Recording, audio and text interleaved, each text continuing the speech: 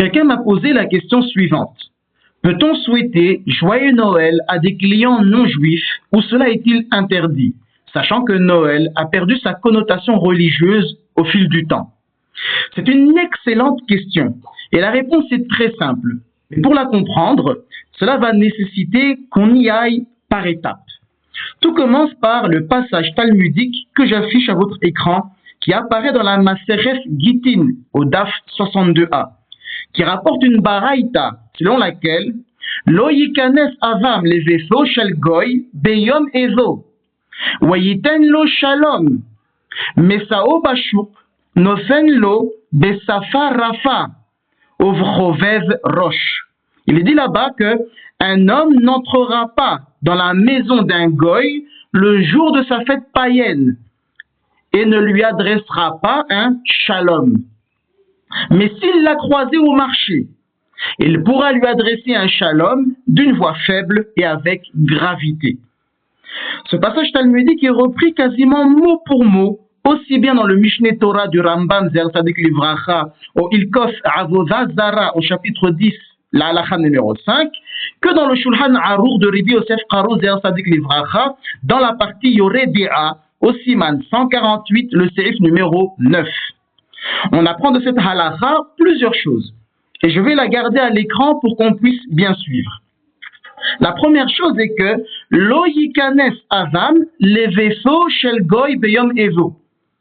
Un homme n'entrera pas à la maison, ne se rendra pas à la maison d'un non-juif le jour de sa fête païenne. Donc le terme de Ev est un terme en hébreu spécifiquement utilisé pour les fêtes païennes. De là, nous apprenons que le jour d'une fête païenne, on n'aura pas le droit de volontairement se rendre chez une connaissance non juive dont on sait qu'elle célèbre cette fête. Cela pourrait donner en effet l'impression que le juif aussi la célèbre. La deuxième chose est Weyiten lo shalom, et il ne lui donnera pas le shalom. Cela signifie que lorsqu'on salue ce non-juif qu'on a allé visiter le jour d'une fête païenne, on ne doit pas lui dire shalom, car shalom est l'un des noms de Dieu. Et le jour d'une fête païenne, il ne convient pas d'associer le nom de Dieu à la commémoration d'une chose liée à l'idolâtrie.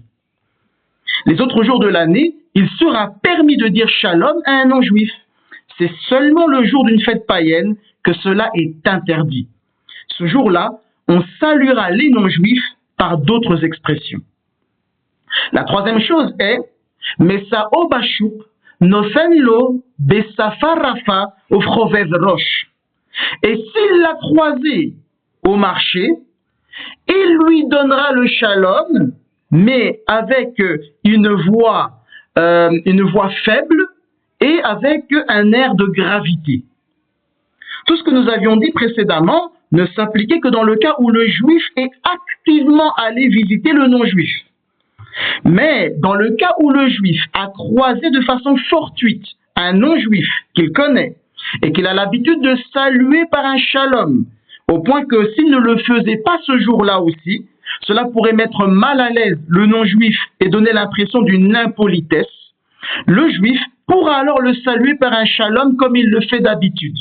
Mais, afin de néanmoins montrer son déplaisir vis-à-vis de la fête païenne qui est célébrée ce jour-là et indiquer que ce n'est pas pour lui un jour de joie, il changera la façon de lui souhaiter le shalom. Il le dira avec une voix faible, alors que d'habitude, il le salue avec une voix forte.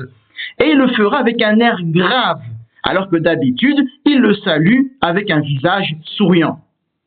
De cette halakha, nous pouvons déduire la réponse à la question qui a été posée. Tout d'abord, vous avez remarqué une différence entre le cas où le juif est allé visiter le non-juif et le cas où le juif a croisé furtivement le non-juif. Dans le premier cas, nous avions dit que le juif ne peut pas lui souhaiter shalom et devra obligatoirement employer une autre forme de salutation. En revanche, dans le deuxième cas, afin que leur relation n'en pâtisse pas, puisque la halakha exige qu'on entretienne de bonnes relations avec nos voisins non-juifs, contrairement aux antisémites et ignorants qui prétendent que le Talmud enseignerait à mépriser les non-juifs, on pourra lui souhaiter shalom, mais en changeant la façon de le lui souhaiter. De là, nous apprenons que le jour d'une fête païenne, un juif n'a pas le droit de volontairement se mettre dans une situation où il devrait souhaiter quelque chose à un non-juif le jour d'une fête païenne. Ainsi, nous ne pouvons pas prendre l'initiative, alors que la situation ne l'exigeait pas, de faire une publication Facebook ou autre dans laquelle on souhaite de bonnes fêtes de Noël aux non-juifs.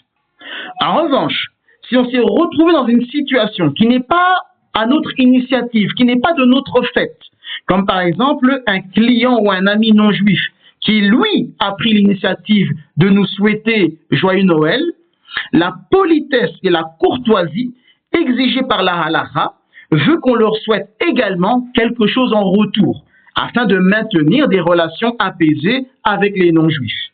Dans ce cas, on les saluera en retour. Mais la salutation qu'on leur retournera ne devra pas donner l'impression qu'on tolère ou célèbre leur fête.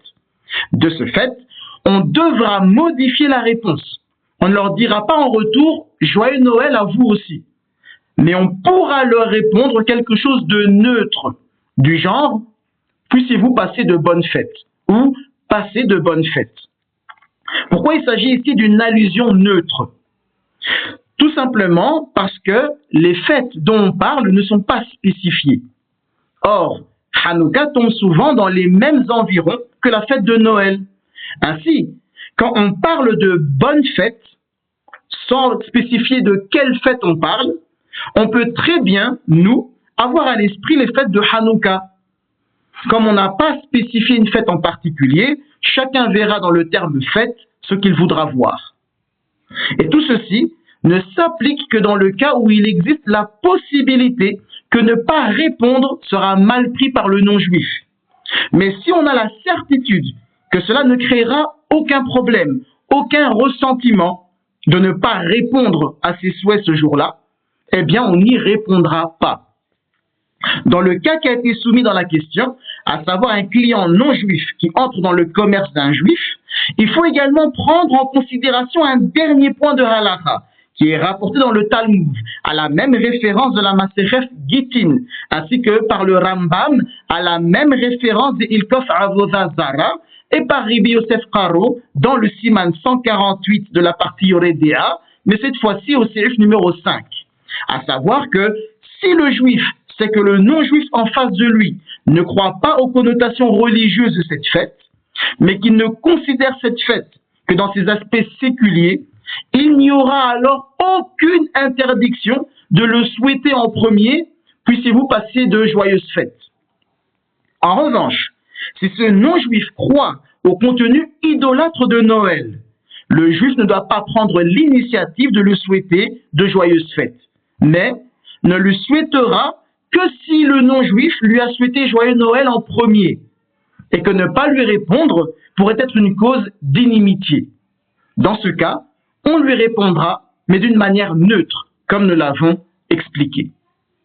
En espérant que c'était suffisamment clair.